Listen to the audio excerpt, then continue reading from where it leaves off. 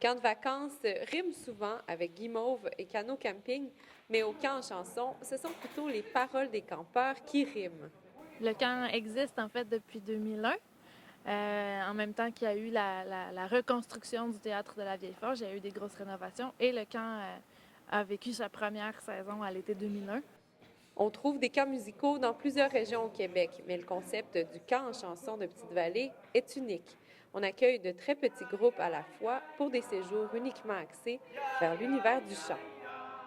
Ce qui est particulier, c'est le rapport à la chanson à proprement parler, c'est-à-dire qu'on n'est pas un camp musical où chaque participant arrive et a des cours individuels dans son instrument.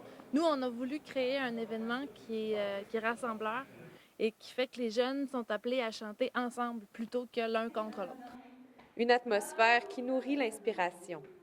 Ça détend, puis t'es à l'aise, puis avec tous les ateliers, on se défoule, puis c'est vraiment facile à juste laisser tout écrire, puis tout ressortir en papier, là.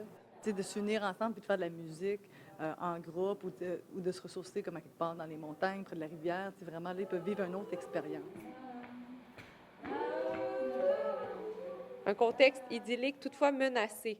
Le camp fait partie des multiples activités du village en chanson et l'organisation cumule un déficit de 275 000 un cadre financier qu'il faut impérativement relever, car Petite-Vallée, c'est le village en chanson.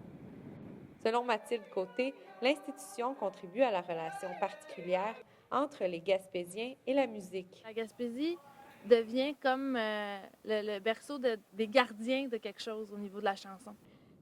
Malgré l'ombre au tableau, le 33e Festival en chanson débutera comme prévu le 26 juin prochain et l'organisation attend avec impatience les milliers de festivaliers. Léa Beauchesne, Petite-Vallée.